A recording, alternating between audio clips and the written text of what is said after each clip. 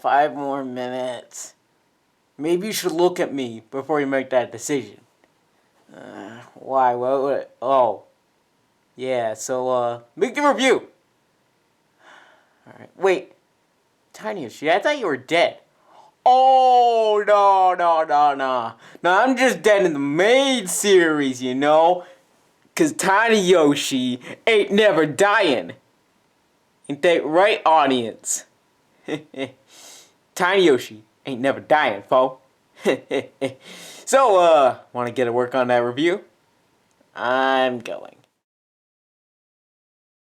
Well, the gun. The video everyone seems to hate for some reason, which I'll explain later. This video begins with Junior and Joseph playing a card game. 52 card pickup. You know how you play that? Pick up the cards! And then Cody eventually arrives with a metal detector in tow. Cody says he wants to go look for metal, and Junior and Joseph make fun of Cody for this. They eventually agree to search for metal though, and we get literally a minute and a half of just Cody looking for metal objects. Eventually, they do find something, which is the actual plot to the video, which is a gun. Back at the apartment, Junior thinks it will be fun to play with, but Cody reminds him that this gun is really dangerous. A little bit of bickering later, we eventually see Exposition TV come on with a police report from the Brooklyn police officer, saying that 15 children were murdered by someone, and that they do know that the culprit buried their gun there. Now, quick question. If this is the case, where did all the dead bodies go? And don't tell me that the police cleaned everything up.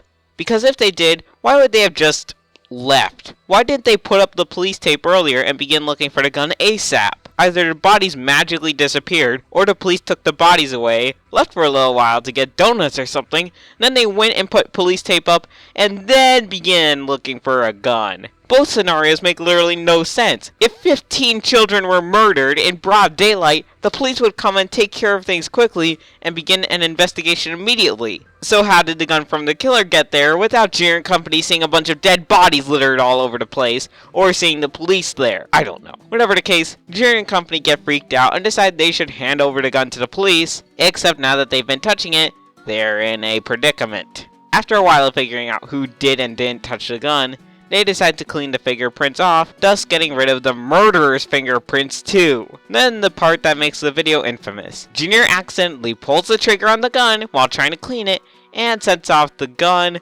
putting a bullet through Cody's eye, thus killing him. Junior and Joseph freak out, and Junior has an idea to get each of their fingerprints off individually. And Joseph begins doing this, but then bails afterwards, leaving Junior in a predicament.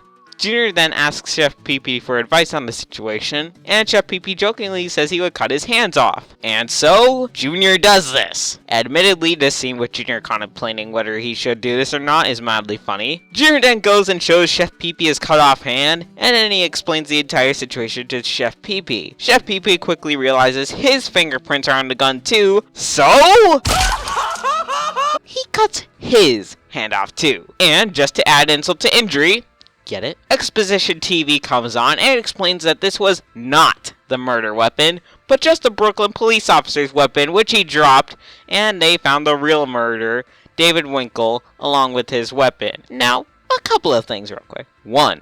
Why would David Winkle kill the children? As brutal as this sounds, I honestly think David Winkle would rape the children. Sorry, that got really dark. And 2, now the plot makes even less sense.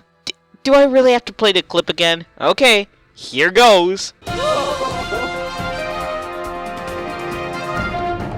Alright, so we have some very good news here. We have found the gun that was used in the shooting earlier today, okay? It was hidden right underneath the slide over there. I mean, what an idiot. Why would he hide it there? But we have found the fingerprints on the gun. We have matched them to David Winkle. He is already in custody, so it appears justice has been served. Anybody seen my gun? You are not serious. Not only is that the most cliched twist ending to ever exist, but now the whole plot makes even less sense than before. Way to excuse your own lazy writing, you cheap bastards. Seriously though, why would the police find the crime scene, then leave for long enough for people to potentially tamper with it, and then come back and secure the crime scene? You know, the more I think about this, the less sense it makes. So let's move on to final thoughts. In the end, this video was pretty bad. And no, not for the supposed gross out. Why? Because it could be seen coming from a mile away, and it wasn't disgusting or anything like that. It was just dumb. But my main gripe with this video is the plot and all the missed potential there was. The video could have been so much better. First of all, get rid of all those plot holes. Let's instead say that David Winkle did this during the middle of the night, when it was much less likely he could be seen, did it in a wooded area or something like that, and he, I don't know, raped a child or two, and then killed them and hid them somewhere in the forest. Someone finds the body of one of or both of the children, and realizes what has happened, and meanwhile we find Junior and company with the metal detector, as normal in the video, going around looking for things, when they end up finding the gun, as normal in the original video, except in the woods.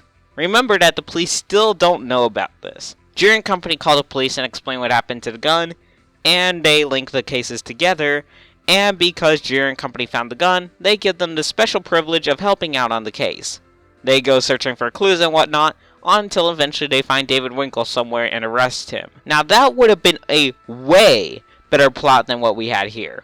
This was just awful. It had plot holes, a terrible plot, and the video simply dragged. The video I just suggested would have been an amazing video in my opinion. But because this is the video that we got, this video gets a 1.5 out of 5 or color red range rating for being really bad. However, there is still hope. The thing I just suggested could still be done, albeit in a somewhat modified form now. Think about it, Logan. I'd love to see that idea become a reality. Well, thank you all for watching, and take care.